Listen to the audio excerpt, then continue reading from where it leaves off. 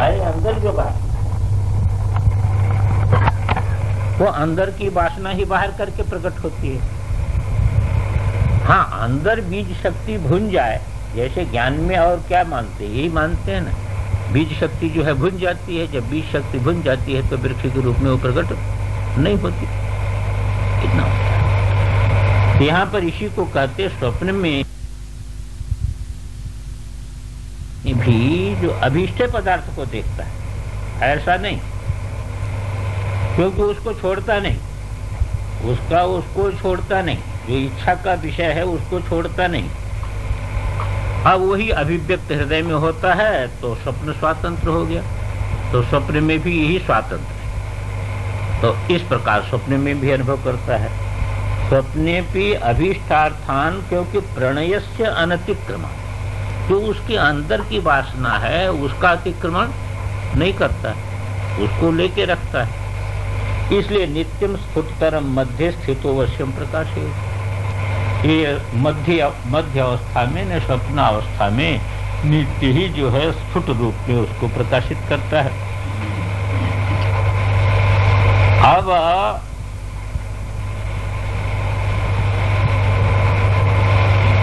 अन्यथा तो स्वतंत्रा स्यात् सृष्टिस्तद्धर्म धर्मकर्तुकः सततम लौकिकस्यैव जागृत स्वप्न पदद्वयी। यदि ऐसा नहीं मानेंगे आप हैं, तो ये जो आया ना, इसीलिए क्या होता है कि इसीलिए स्वतंत्र नहीं हो। जागृत स्वप्न में दोनों जगह स्वतंत्र क्यों नहीं होता है? क्योंकि ये उस प्रकार के अंदर जो अभीष्ट संस्कार है उसी को लेकर के प्रकट करता है। इसलिए यह प्रकट करने पर भी, अभीष्ट पदार्थों को भी प्रकट करने में भी यह मूल में स्वतंत्र नहीं रहता है। क्यों मूल में स्वतंत्र नहीं रहता? क्योंकि जो है अपने मूल स्वरूप में जागरूक नहीं रहता। मूल स्वरूप में जागरूक रहे तब वो जो है जैसा चाहे वैसा स्वप्न की सृष्टि करे, जैसा चाहे वैसा जागृत की सृष्टि करे, पर जैसा चाहे वैसी सृष्टि नहीं करता है, कर सकता है। क्यों नहीं कर सकता? क्योंकि इच्छागत जो संस्कार है उसी संस्कार के पराधीन होकर के सृष्टि करता है। विचार करके इसको जीवन में देखिए तो जैसे जैसे इच्छा उत्पन्न होती उसी प्रकार का करता है, तो उससे पराधीन होकर के करता है। क्योंकि मूल स्वरूप में ये जागरूक नहीं रहता है। मूल स्वरूप में जागरूक नहीं रहने के कारण, यदि मूल स्वरूप में जागरूक रहे तो फिर स्वतंत्र जो है वह सृष्टि करे, वहां भी स्वतंत्र सृष्टि करे, यहाँ भी, और स्वतंत्र सृष्टि यहाँ भी करे तो विपरीत दर्शन फिर क्यों करेगा? फिर विपरीत दर्शन नहीं हो सकता। पर वो इच्छा जैसे इसके अंदर वासना को समेटे रहता है, उसी वासना को अनुसार ही सृष्टि करता है। देखिए, भूल में स्वातंत्र होने पर भी क्या होता है कि बहुत जगह देखने में, जैसे मान लीजिए कि स्वतंत्र है, भले ये राष्ट्रपति स्वतंत्र हो, प्रधानमंत्री स्वतंत्र, पर एक संविधान है, वो संविधान के अंदर ही उसका स्वातंत्र रहेगा। उसका स्वातंत्र कैसा रहेगा? उसका स्वातंत्र संविधान के अंदर ही रहेगा, उसके बाहर नहीं जा सकता। इसी प्रकार ये चेतन तो स्वतंत्र है, पर स्वतंत्र होने पर भी क्या है कि ये जो एक वासना जाल बना करके रखा है अंदर ना,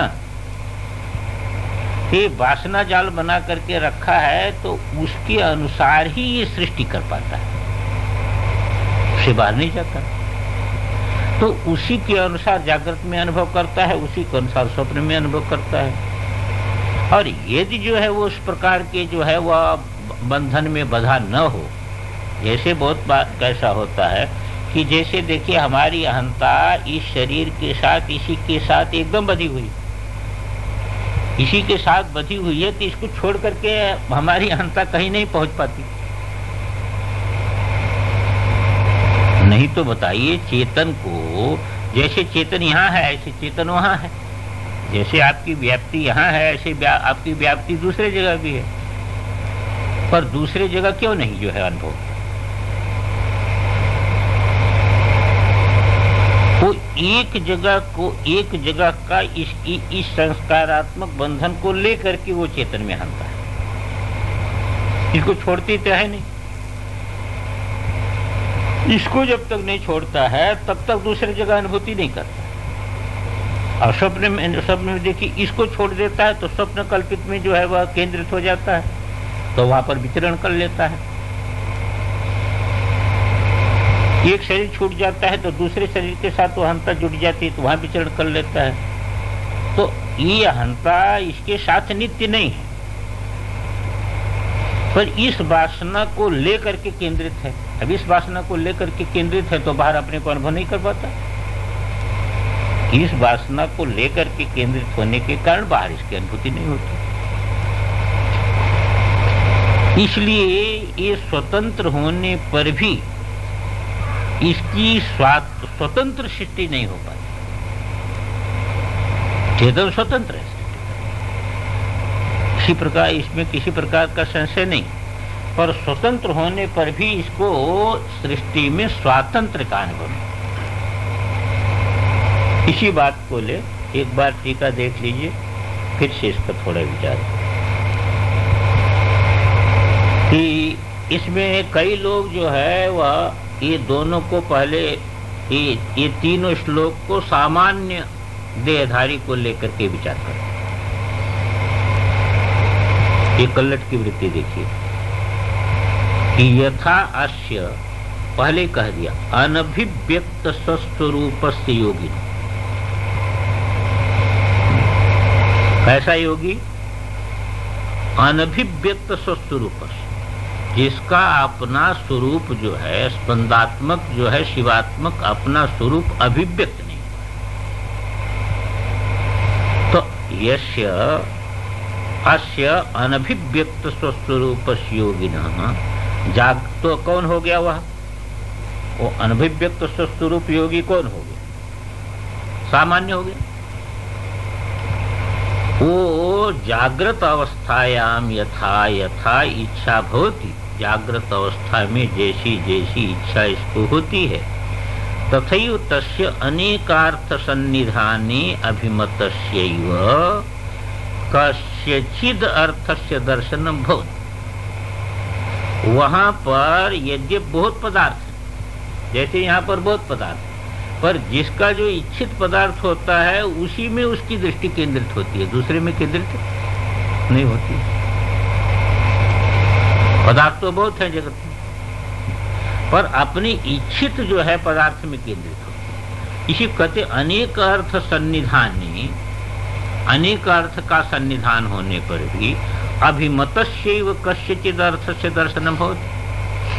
जो उसको अभिमत अर्थ रहता है उसी में उसकी दृष्टि केंद्रित होती है। जैसे कई बार मैं कहता हूं कि जब अखबार आता है तो शेयर वाले का दृष्टि कहाँ केंद्रित होती है? उसी पन्ने में झट केंद्रित हो जाती है, और दूसरा पढ़ता है तो उस पन्ने को देखता ही नहीं हो। दूसरा पढ़ता है तो उस जो है, अब हम लोग पढ़ते हैं तो उस पन्ने को क्या उसमें क्या लिखा है क्या पता लगता है, तो उस पन्ने की तरफ दृष्टि ही नहीं जाएगी उसकी, और उसकी दृष्टि वही केंद्रित होगी, क्योंकि उसको अभिमत अर्थ वही है, उसका अभिमत अर्थ वही है, तो वहां पर ही उसको केंद्रित हो जाती है। तो अभिमतस्यैव कस्यचिद अर्थस्य दर्शनम भवति। नट मल्ल प्रेक्षादिषु सोम सूर्योदयं कृत्वा चक्षुरादिषु अवधानेन। कहते उसी में जाती है उसकी। कैसे? कहते हैं कि देखिए नट मल्ल प्रेक्षादिषु, नट है मल्ल है, उसमें सोम सूर्यादयम सूर्य। अब इनका ये पारिभाषिक शब्द है, इसका पारिभाषिक शब्द ये तात्पर्य है, यहाँ और कुछ नहीं है। ये सोम सूर्योदयम कृत्वा, ये कोई घबराने का शब्द नहीं है। इसका अर्थ होता है कि केंद्रित करना। सोम सूर्योदयम कृत्वा, यानी जो है अपने नेत्र को केंद्रित कर, वो उसी में अपने नेत्र को केंद्रित कर देता है। जहां पर इसका अभिलषित वस्तु होती है वहां पर अपने नेत्र को बिल्कुल केंद्रित कर देता है। तो केंद्रित करके जो है उन पदार्थों, वो उस पदार्थ को जो है वह देखता है। यहां पर थोड़ा सा और ध्यान देंगे आप कि क्या होता है कि जैसे मान लीजिए कि कोई संगीतज्ञ, अब कोई जो है वह यहाँ पर बजाना गाना हो रहा है, तो अब वो राग ताल इत्यादि की जानने का संस्कार इसका, तो उसकी दृष्टि कहाँ केंद्रित होती है? वही केंद्रित होती है।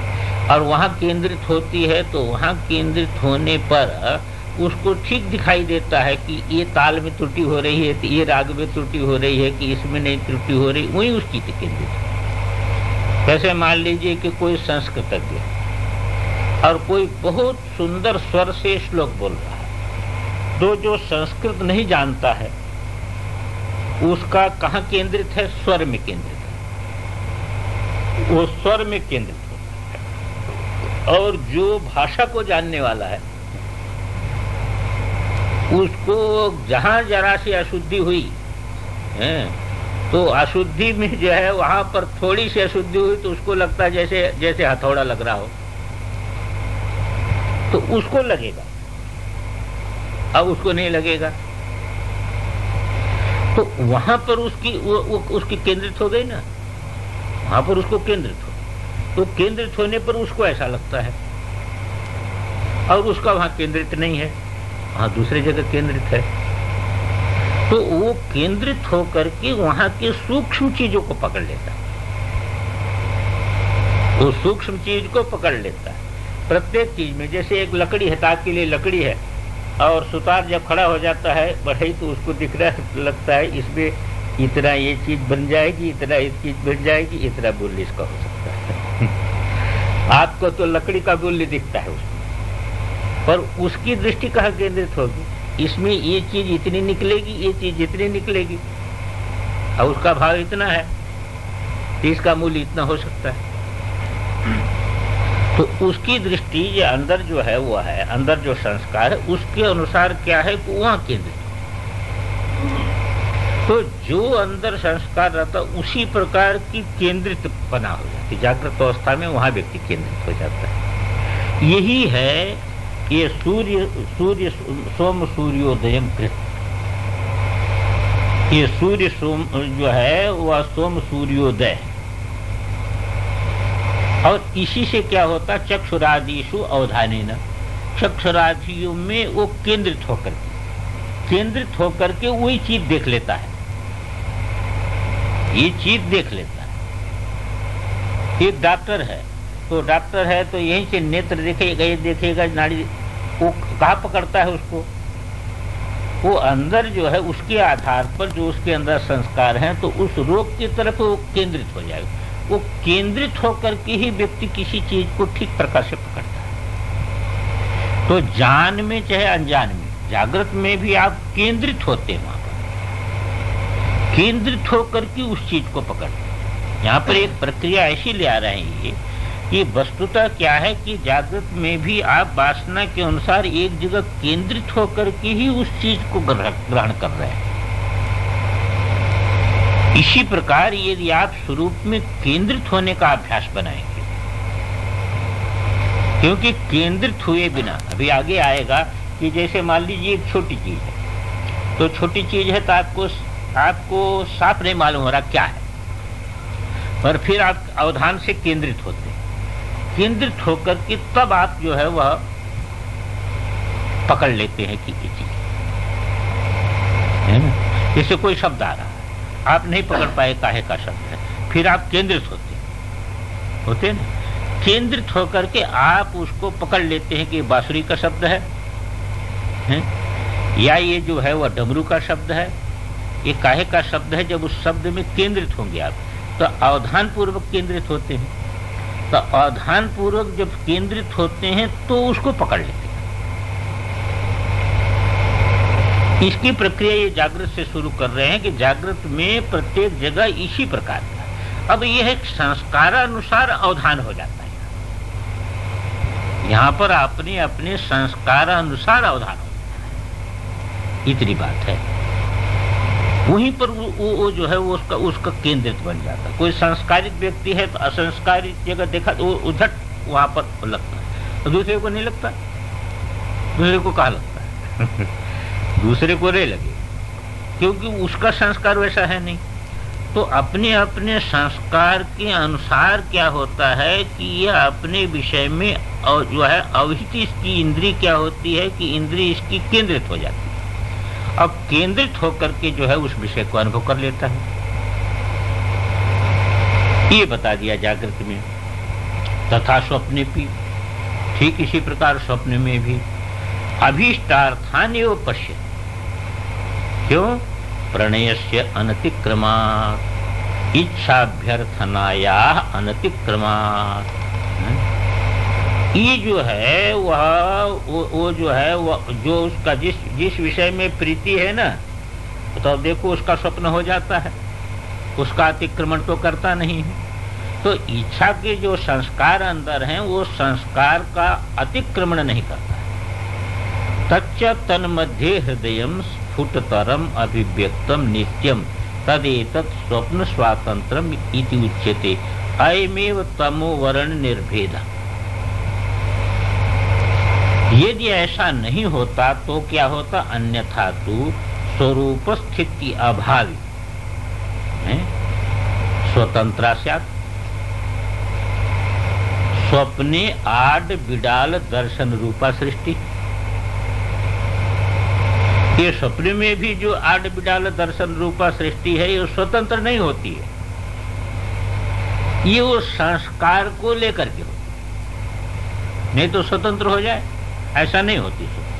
जैसे आप कल कह रहे थे संस्कार न रहे अंदर तो कैसे स्वप्न देखेगा?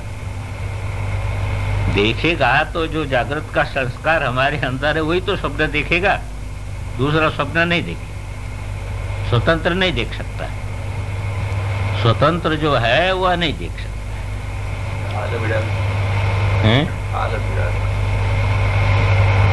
अरे बिड़ाल तो आप जानते ही हैं, बिड़ाल जानते हैं ना, इसी प्रकार का आड़ भी जान लीजिए। बिलाड़ किसको कहते हैं? मार जा। और आड़ इसी प्रकार का होता है, उसको क्या कहते हैं? नहीं ऐसा नहीं है, ऐसा नहीं है गड़बड़। वो ऐसा ही है कि वही हाँ गड़बड़ी सड़बड़ जैसे कहते हैं ना, जैसे उटपटांग कहते हैं, पूर्वा पर संबंध राहित।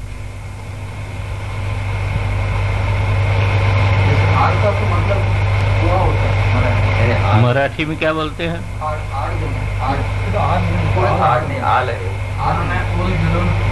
उल जलूल किया, वही उल जलूल,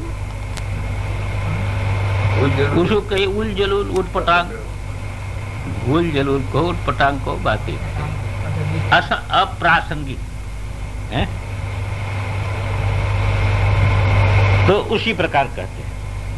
तो इस प्रकार जो है वह इसी बात को कहते हैं कि आड़ बिडाल दर्शन रूपा सृष्टि यस्मात् तत्तत्वं सृष्टि स्वभावं प्रसोधर्मत्वात् यथा सततम सर्वस्य लोकस्य जागृत वृत्तो स्वप्नावस्थायां च संबंध असंबंध विकल्पा। बस एक चीज यहाँ इनके द्वारा, तीनों के द्वारा आपको एक चीज पर ये केंद्रित करते हैं कि स्वप्न में भी और जागृत में भी जो भी सृष्टि होती है यह भी चैतन्य स्वातंत्र से होती है, परंतु जो संस्कार अंदर रहता वो संस्कार के माध्यम से, बस इतना है, संस्कार के माध्यम से। इसलिए स्वातंत्र इस समय भी जो है वह कहीं गया नहीं, स्वातंत्र कहीं नहीं गया, स्वातंत्र कहीं नहीं गया है। पर वो स्वातंत्र क्या होता है कि जैसे विद्युत का स्वातंत्र कहीं नहीं जाने पर भी जैसा बल्ब लग जाता है उसी प्रकार के प्रकाश की अनुभूति होने लगती है। विद्युत का स्वातंत्र कहीं नहीं है, तो विद्युत के स्वातंत्र कहीं नहीं जाने पर भी जिस प्रकार का वो पुस्तक दूसरी है, क्या वो वही है?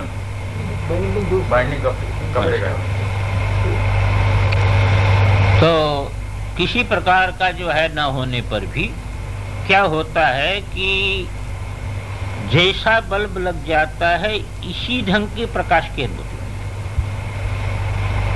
अब उसमें बल्ब में पावरगत भेद, रंगगत भेद है, उसके जो है बनावटगत भेद, राड बन गया, लंबा बन गया, छोटा बन गया, बड़ा बन गया, तो ये जैसे इनको लेकर के ही वो स्वातंत्र जो है वह इनको लेकर के ही अभिव्यक्त होता है। इसी प्रकार चेतनगत जो स्वातंत्र है, ये सृष्टि करने में स्वतंत्र है, पर इसका स्वातंत्र जिस जिस प्रकार का संस्कार अंदर का है, वासना जाल, इच्छा, उसी के अभिमत होकर के ही ये स्वातंत्र तत्त वस्तु में इसका प्राकट्य होता है। और ये हम समझ नहीं पाते, फिर इस बात को समझ नहीं पाते तो ये समझते हैं कि जो है वह हम पराधीन हैं, हमारे में स्वातंत्र नहीं। पर सभी काम स्वतंत्रता पूर्वक। ये अंतर्गत जो वासना जाल है ना, यही इसमें जो है वह क्या करता है कि यही इसको संकुचित करता है, यही करता है, और कोई हेतु नहीं करता, यही करता। जैसे बहुत व्यक्ति हों, कोई व्यक्ति है, अब उसका कोई साथी है या कोई मंत्री है, अब वो मंत्री क्या करता है कि उसको यदि वो किसी जाल में फंसाता रहता है ना, तो वो राजा ही है पर उसका स्वातंत्र अभिव्यक्त नहीं हो पाता। अरे इसी आधार पर तो कर्ण का वो बना था ना, कर्ण का जो है जो सारथी, कर्ण का सारथी कौन बना था? शल्य बना है। और शल्य को किस लिए बना? तो उसको उत्तेजित नहीं करता था, वो पांडव पक्ष का था।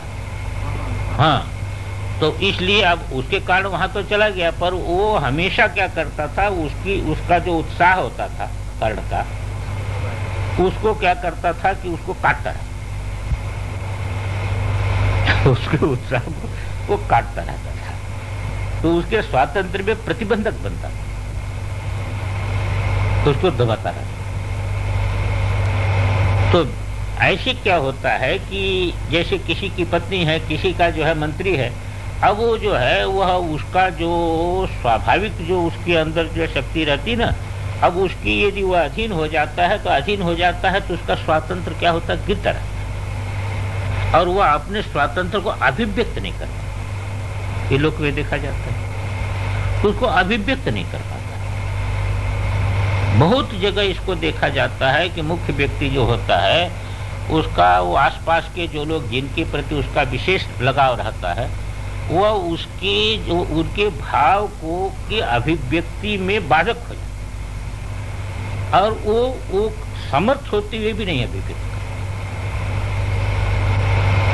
ठीक इसी प्रकार क्या है कि अपना चेतन स्वरूप है और स्वातंत्र है, पर इसका स्वातंत्र इस वासना जाल में ऐसा उलझ जाता है, ऐसा इस इच्छाओं में उलझ जाता है कि वो क्या है कि अपने मूल की तरफ केंद्रित नहीं रह पाता, और इस प्रकार जो है वो पराधीन होकर के जो है वो स्वातंत्र की अभिव्यक्ति होती है, और अभिव्यक्ति होती है तो फिर उठता मजाता है कितना। तो इसी को कह दिया कि यथेच्छाभ्यर्थितो धाता जागृतोत्थान हृदय स्थितान सोम सूर्योदयं कृत्वा संपादयति देहिनः तथा स्वप्ने पभीष्ठार्थान प्रणयस्यानतिक्रमात् नित्यं स्फुटतरं मध्ये स्थितो वश्यं प्रकाशेत। अन्यथा तो स्वतंत्र स्यात् सृष्टिस्तद्धर्म तत्वतः। सततम लौकिकस्यैव जागृत स्वप्न पदद्वय। इसी को कहा यस्मात् तत्तत्त्वं सृष्टि स्वभावं प्रसवधर्मत्वात् यथा सततम सर्वस्य लोकस्य जागृत वृत्तौ स्वप्नावस्थां च संबंध असंबंध विकल्पा। पर ये तीनों चीजें जो है कहने का तात्पर्य क्या है, ये कहने के तात्पर्य को जो है वो आगे के साथ दृष्टांत दे करके इसको साफ करेंगे। यथार्थो अस्फुटो दृष्टः सावधानेऽपि चेतसि भूयस्फुटतरो भाति स्वबलद्योगभावितः तथा यत् परमार्थेन यदा यत्र यथा स्थितं तत्तथा बलमाक्रम्य न चिरात् संप्रवर्तते। इसी दृष्टि से वो जो पहले के श्लोक थे वो इसी दृष्टि से कि कैसे यथा अर्थो अस्फुट, कोई भी पदार्थ आपको साफ साफ नहीं मालूम हो रहा है, अस्फुट मालूम, फिर आपकी यदि उसको देखने की जानने की तीव्र इच्छा है तो आप अपने मन को और इंद्रिय को केंद्रित कर देते हैं, मन और इंद्रिय को केंद्रित कर देते हैं। और जब मन इंद्रिय को एकदम केंद्रित कर देते हैं आप, तो क्या होता है, तब वो साफ दिखे, ऐसे नहीं साफ दिखे। पर मन इंद्रिय को जब आप केंद्रित कर देते हैं तब वो साफ दिखाई देने लगता है। तो ये केंद्रित होने पर इस प्रकार दिखता है, और एकदम केंद्रित व्यक्ति कर देता है तो वही चीज उसको दिखती है, दूसरी चीज दिखती नहीं। जैसे मत्स्य भेदन का जब था तो मत्स्य भेदन में यही था, जब जो है वह अर्जुन ने कहा कि मुझे केवल नेत्र दिख रहा है, तब कहा तब तुम फिर नेत्र भेदन वो कर सकता है। पर जिसको अभी सिर दिख रहा है, जिसको अभी शरीर दिख रहा है, वो नेत्र भेदन नहीं कर सकता। यानी लक्ष्य में बिल्कुल केंद्रित हो जाती है। तो ये केंद्रित कैसे हो जाती है? केंद्रित इसी प्रकार की। वो तो उदाहरण इस रूप में दिया था कि जागृत स्वप्न में भी केंद्रित कहा होती, जहां जहां जैसी वासना अंदर रहती वहां केंद्रित हो जाती, सबकी एक जगह केंद्रित नहीं होती। और जिसका जिसमें केंद्रित हो जाती है वह उस विषय में सिद्ध हो जाता है। तो जो पाकट मारने वाले हैं वो बिल्कुल उनकी दृष्टि ऐसी केंद्रित होती है कि वह जो है उस रुपयों के सर्वज्ञ बन जाते हैं। वो जान लेते हैं कि आपके कहाँ कहाँ क्या क्या है। वो केंद्रित होती है, उनकी दृष्टि केंद्रित होती है। बहुत विलक्षण जो है वह ये शक्ति होती है, ये चैतन्य शक्ति। इसीलिए वो अपने काम में सिद्ध होते, अपने काम में जहां आप सोच भी नहीं सकते हैं, ऐसे अपने काम में वह बिल्कुल सिद्ध होते, वह जो है बिल्कुल सिद्ध होते। भले ही वो जो है पॉकेट मारते हैं, पर वो अपने काम में सिद्ध। क्यों सिद्ध होते? वहां पर वह बिल्कुल केंद्रित हो जाते हैं। केंद्रित होने के कारण वो जो है वह सफाई पूर्वक वह काम कर लेते हैं। और आपके लिए बड़ा भारी आश्चर्य होगा कि कैसे जो है वह कर लेते हैं। एक एक आश्चर्य उस विषय में बताते हैं लोग। तो वो सब जो है वह ये सुनते हैं कि बेच देते हैं, ग्राहक अपना बेच देते हैं। हाँ, मान लीजिए कि वो कलकत्ते से चला तो वो जान लेता है कि इसके पास इतना रुपया है, ऐसी जगह रखा है। पर वो पटना तक आया पर उसको अवसर नहीं मिला तो दूसरे के हाथ में बेच देता है। और वो परस्पर विश्वास कर लेते हैं, इसके पास 10,000 रुपया है और इस जगह रखा है। मैं अभी तक जो है उसमें सफल नहीं हूं। तो सौदा कर लिया, अब बॉम्बे तक जाना है तो उसको भेज दिया। तो देखो अपने विषय का सर्वज्ञ हो जाता है, अपने विषय का सर्वज्ञ। तो ये आश्चर्य की बात है ना, अपने विषय का वो सर्वज्ञ हो जाता है। तो ये आश्चर्य ही नहीं, वो क्या होता है कि उसका अवधान, उसकी मनस्शक्ति और जो है इंद्रिय शक्ति एकदम अपने विषय में अति केंद्रित हो जाती है। अति केंद्रित हो जाती है तो उस चीज को ले लेता है। बहुत जगह मंदिर में दर्शन करते करते आपकी चीज जो है ले पता नहीं लगेगा, आपको कोई पता नहीं लगेगा, कहां से काट लिया, कैसे निकाल लिया, कोई चीज पता नहीं लगेगा। ऐसे सफल हो अपने विषय में सफल, उसमें उनको विकल्प नहीं होता, उसमें उनको विकल्प नहीं होता। अभी तो कोई प्रयास करता है तो सोचता होंगे कि नहीं, उनको विकल्प नहीं होता, उनको विकल्प होता है इसको मैं निश्चित निकाल दूं। जब ये चीज है हमारे सामने तो इसको तो वो जो है एक क्षण में अपना काम कर लेता है। तो यहाँ पर क्या होता है कि वहां भी क्या होता है, अपनी अपनी वासना के अनुसार केंद्रित होता है और वो केंद्रित होकर के उसमें सफल हो जाता है। चोरी करने वाला, अन्य करने वाला अपने विषय में देखिए कितने ढंग से काम करता है, क्योंकि वही केंद्रित होता है। लोग अपहरण कर ले जाते हैं, जहाज में बैठ, ये सब अपने विषय में केंद्रित रहते हैं ना। अपने विषय में केंद्रित नहीं रहे तो व्यक्ति नहीं कर सकता। तो वासना अनुसार अपने विषय में केंद्रित रहते हैं और दूसरे केंद्रित अपने विषय में रहते हैं, इसलिए वो बीच से निकल जाता है व्यक्ति, इसीलिए बीच से, ये तो दूसरी कोई बात नहीं। तो चैतन्य में जिस मन स्थिति को लेकर के हम लोगों का संकल्प क्यों कमजोर हो जाता है कि हम संकल्प करते उसके साथ विकल्प, एक तो उसके साथ विकल्प लगा रहता है, अपने विषय में केंद्रित नहीं होते हैं, इसलिए विकल्प और ज्यादा, विश्वास नहीं होता है। केंद्रित को विश्वास होता है, उसको विश्वास होता है। विश्वास होने पर क्या है कि विकल्प रहित हो जाता है, विकल्प रहित संकल्प हो जाता है तो सिद्ध हो जाता है।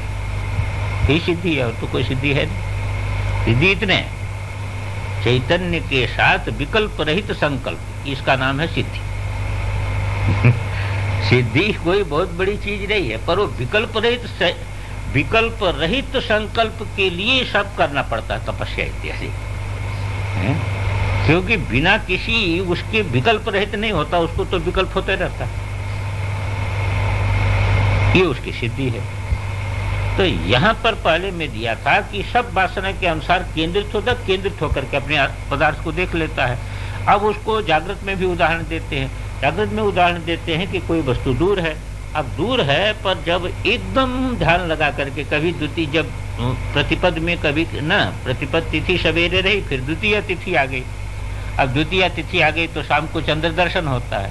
तो चंद्र दर्शन होता है तो उसमें जो है बहुत केंद्रित होना पड़ता है, बहुत केंद्रित होने से तब वो दिखाई देता है। अब केंद्रित न हो तो नहीं दिखाई देता है। तो जब केंद्रित होता है व्यक्ति तो खोज लेता है चंद्रमा को, केंद्रित होता है तो चंद्रमा को खोज लेता है, और ऐसे करके नहीं दिखाई देता, चला आया तो थोड़ा चंद्रमा को खोज पाता है। इसी प्रकार स्वरूप के प्रति केंद्रित होता है व्यक्ति,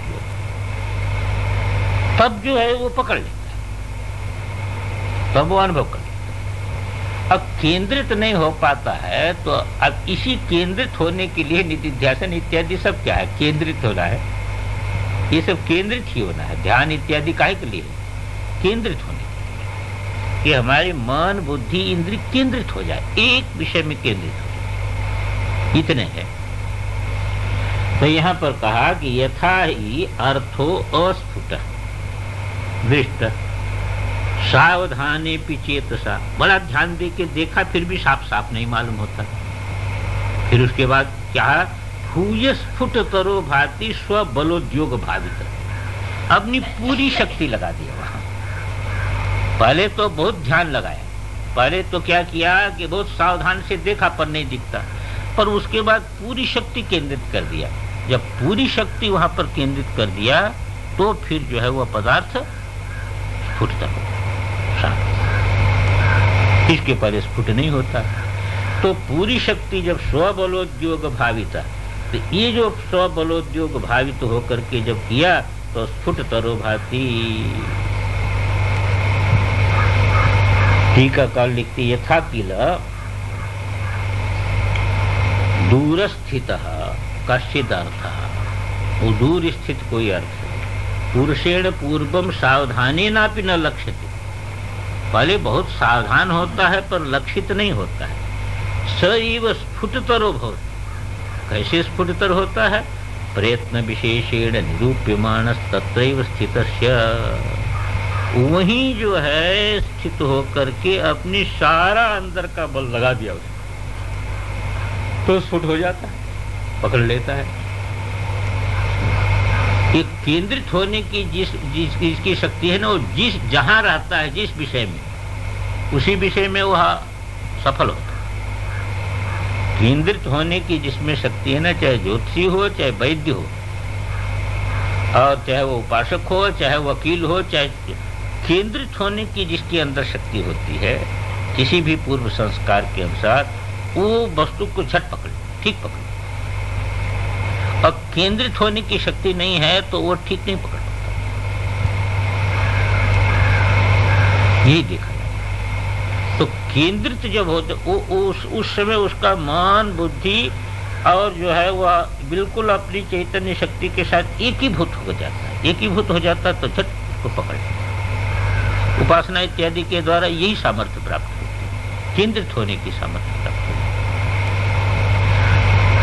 तो स्वबलोद्योग भावितः स्फुटतरः स एव स्फुटतरो भवति प्रयत्न विशेषेण निरूप्यमाणस् तत्रैव स्थितस्य।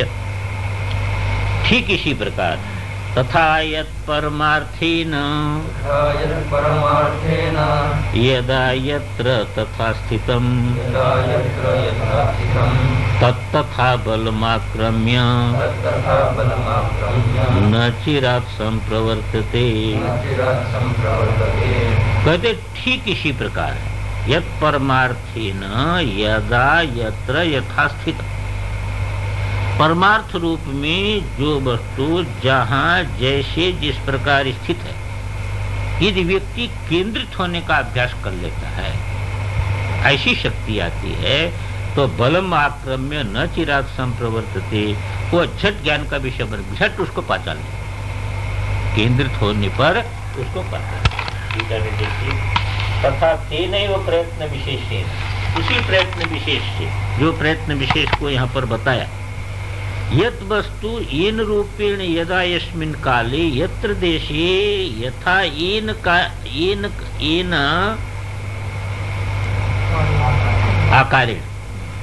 आकारेण संस्थितः तद् वस्तु तथा स्वबलं स्वरूपम आश्रितस्य अचिरेणैव कालेन प्रतिभाति। यहाँ तक कि यदि ऐसा केंद्रित रहने वाला है तो यहीं से बहुत दूर की कोई वस्तु है, बॉम्बे में है, अमेरिका में है, और वह अपने को केंद्रित कर सका तो चैतन्य दृष्टि से ये दूरी नहीं है, तो यहीं से उस वस्तु को पकड़ ले। यदि उसको अवधान करने का इस प्रकार का अभ्यास है तो यहीं से उस वस्तु को पहचान ले। इसीलिए बहुत महापुरुषों को देखते हैं कि समय कहीं कभी कभी जो है यहीं से उस चीज को जो है ग्रहित कर। अब आज देखिए, आज शब्द वहां का ग्रहित हो रहा है, यहाँ से नहीं कि यंत्र से ग्रहित हो रहा है, का कोई न कोई संबंध है कि नहीं तो शब्द कैसे गृहित होता है अमेरिका का, यहाँ से रूप गृहित हो रहा है, गृहित हो रहा है, तो गृहित हो रहा है, यंत्र से गृहित हो रहा है कि नहीं, तो चित्त रूपी यंत्र से क्यों नहीं गृहित? निश्चित गृहित, उसकी प्रक्रिया बननी चाहिए। एक चीज तो अभी तक हमको समझ में नहीं आई, बहुत बार महाराज जो है वो समाचार सुनने, बाद में समाचार सुनने का बड़ा वो था, तो समाचार सुनते थे तो कभी कहेंगे देखो देखो ये शराब पी करके बोल रहा है, दुर्गंधी आ रही है। मैं कहता था कि आपको दुर्गंधी क्या है, शराब पी करके वहां बोल रहा है, यहां से दुर्गंधी है, वो स्पष्ट उसकी जो है मुख से गंध आ रही। तो अब देखो गंध वहां से कैसे आ रही है। अब तो समझते हैं कि इसमें कोई खास बात नहीं है, क्योंकि जैसे जो है वह रूप आ रहा है, जैसे जो है वह शब्द आ रहा है, ऐसे गंध भी है। आगे विज्ञान भी ऐसा निकल जाएगा, आगे विज्ञान भी ऐसा निकल जाएगा। ये विज्ञान के लोग खोज कर रहे हैं तो निकल जाएगा। वहां फूल का बगीचा आपको उसमें दिखेगा तो सुगंधी भी मालूम हो गया। गृहित ही तो करना है ना। तो अवधान होने पर वो गृहित, उसमें बिल्कुल मैं मानता नहीं था। मैंने कहा कि जो है आप ऐसे अंदाज से कहते हैं, क्योंकि जो है उसकी बाड़ी लड़खड़ा रही होगी तो ऐसे अंदाज। अरे कहा कीजिए, तो साफ जो है उसकी जो है मुख से दुर्गंधी आ रही है। अब रेडियो में बताओ दुर्गंधी कहां से आ रही है। पर नहीं, अवधान की बात है। चित्त एकदम केंद्रित हो जाने पर वो सारी चीजें गृहित हो जाती, इसमें कोई बहुत बड़ी बात नहीं है।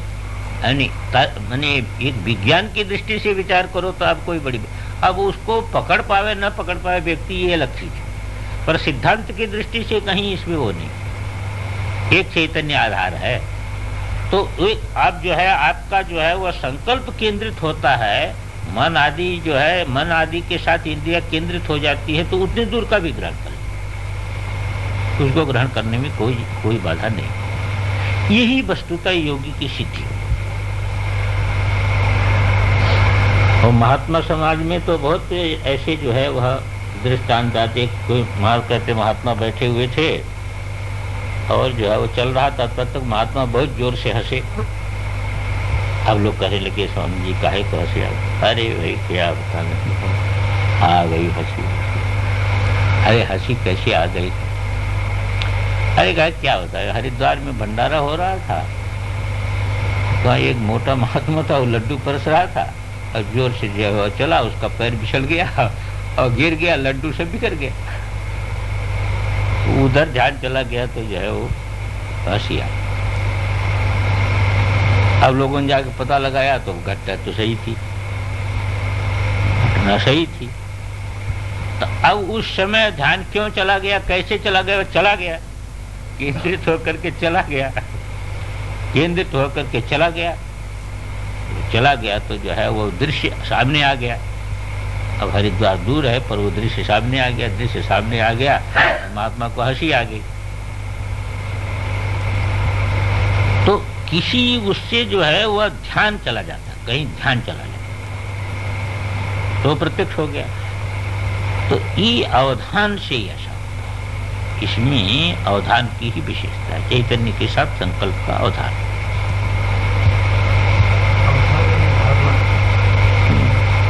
केंद्रित तथा तेनैव प्रयत्न विशेषेण यद वस्तु येन रूपेण यदा यस्मिन् काले यत्र देशे यथा येन प्रकारेण संस्थितम् तद वस्तु तथा स्वबलम येन स्वरूपम आश्रितस्य अचिरेणैव कालेन प्रतिभाति। तत्काल जो है मालूम, क्योंकि निरावरण स्वरूपत्वात्, न स्वरूप में तो आवरण है, अस्वरूप एक है, इसलिए जो है वह निरावरण स्वरूपत्वात् तेन अतीत अनागतम ज्ञानम परिमित विषयम न किंचित आश्चर्यम। इसलिए अतीत का यदि कोई ज्ञान होता है, अनागत ज्ञान होता है, परिमित विषय ज्ञान जो भी होता है, इसमें कोई आश्चर्य नहीं करना चाहिए, इसमें कोई आश्चर्य नहीं।